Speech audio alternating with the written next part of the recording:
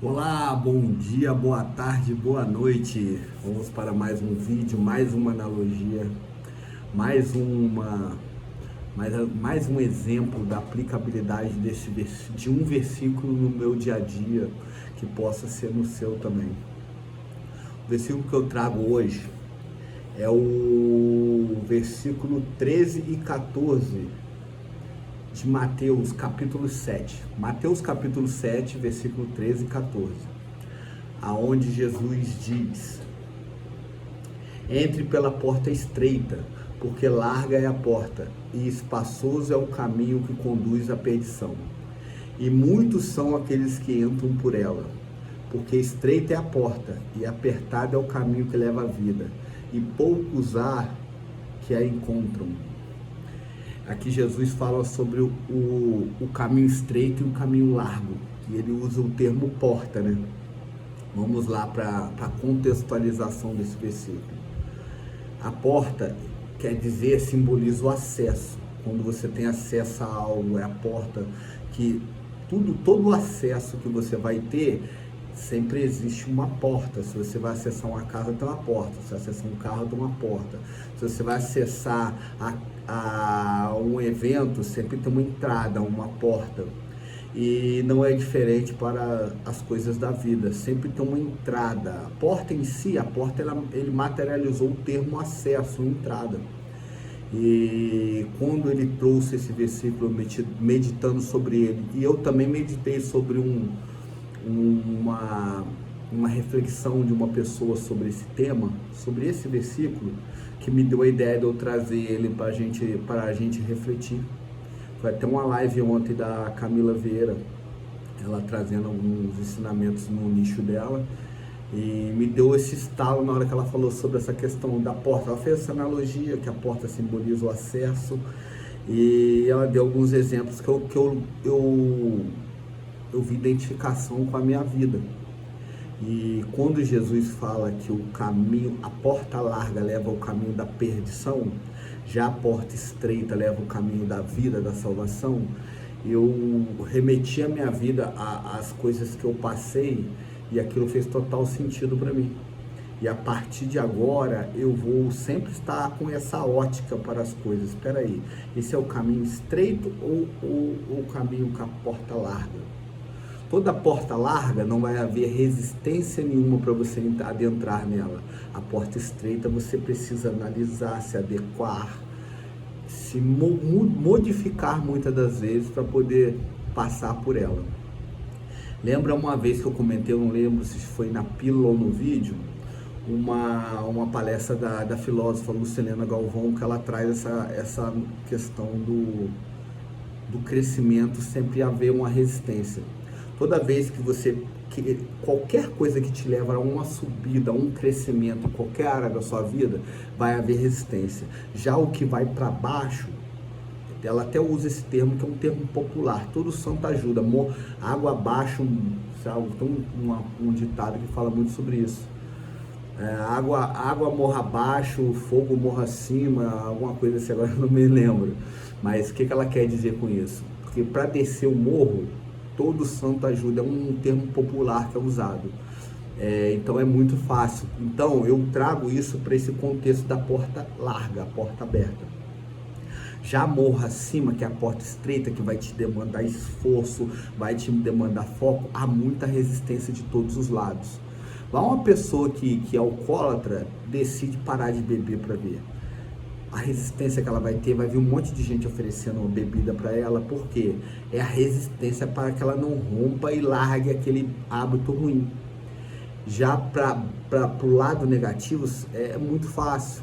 Você consegue, vamos supor, a pessoa quer beber, ela tende a conseguir dinheiro mais fácil, ela consegue companhias que vai levar ela aquele uso. Já para o contrário, sempre há uma resistência, que é o termo da porta estreita.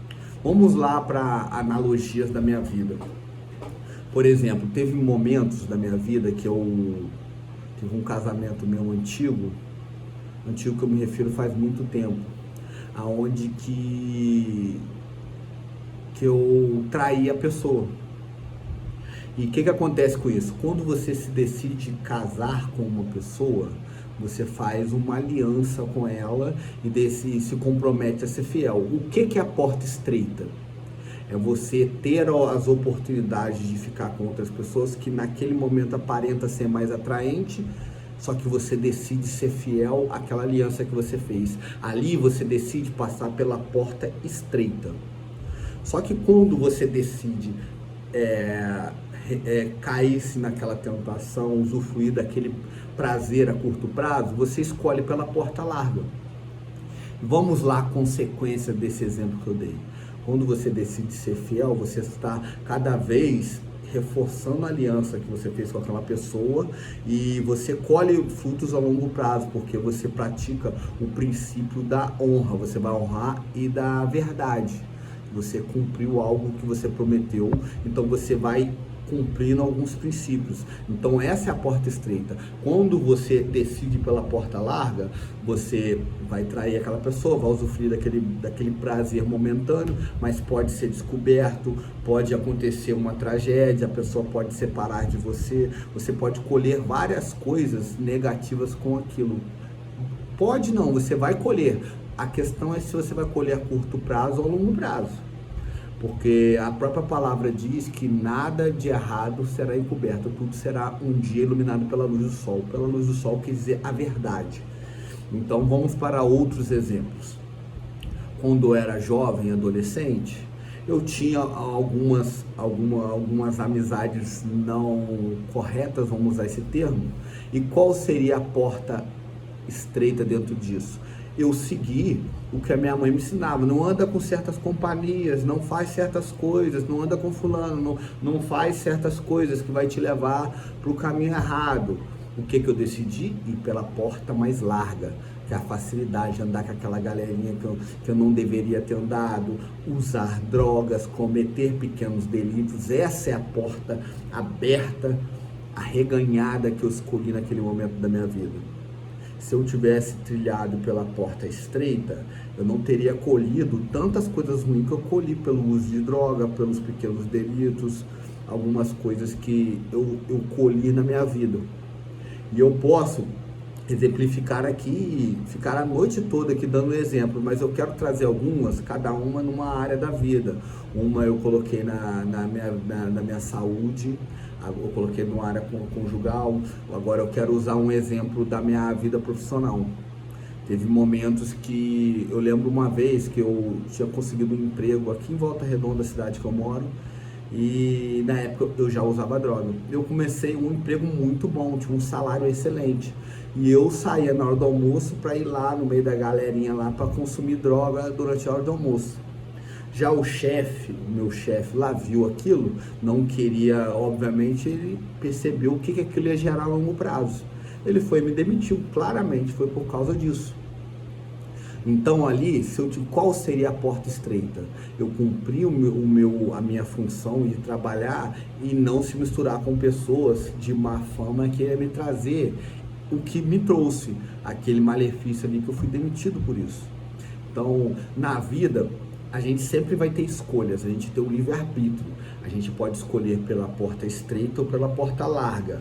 E como que a gente vai descobrir se aquela porta é estreita ou larga? É analisando qual retorno que aquilo vai nos trazer. E mediante esse raciocínio, tem uma pessoa, um mentor que eu faço um curso dele, chama Pablo Marçal, e ele trouxe uma reflexão sobre um tema que me chamou muita atenção e me marcou, e tem tudo a ver com isso que a gente está falando. Você quer saber se é algo bom ou ruim? É só analisar em qual tempo aquilo vai te dar retorno. Aquilo vai te dar retorno a curto prazo, imediato, aquilo é negativo. Se aquilo te dá resultado a longo prazo, aquilo é positivo.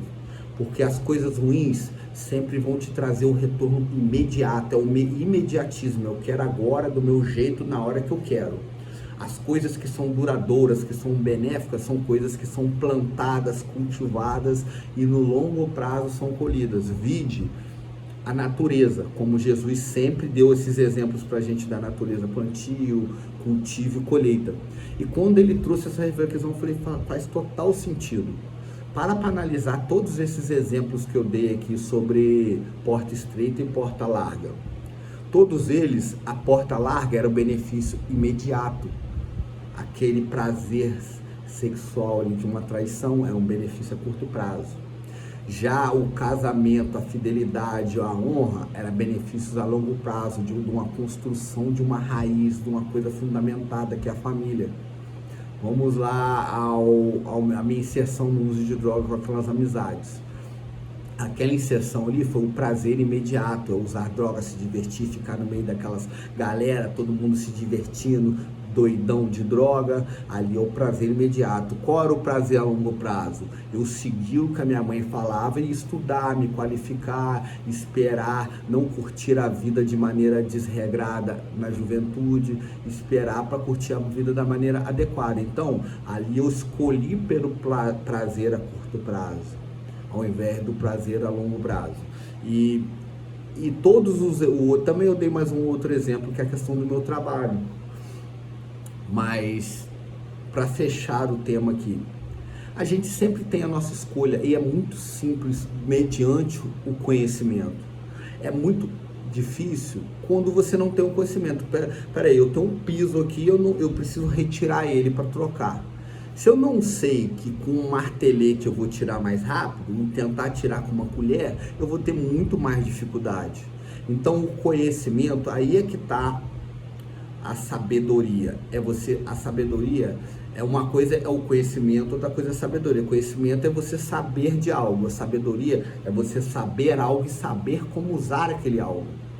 Então, o que eu costumo falar sempre?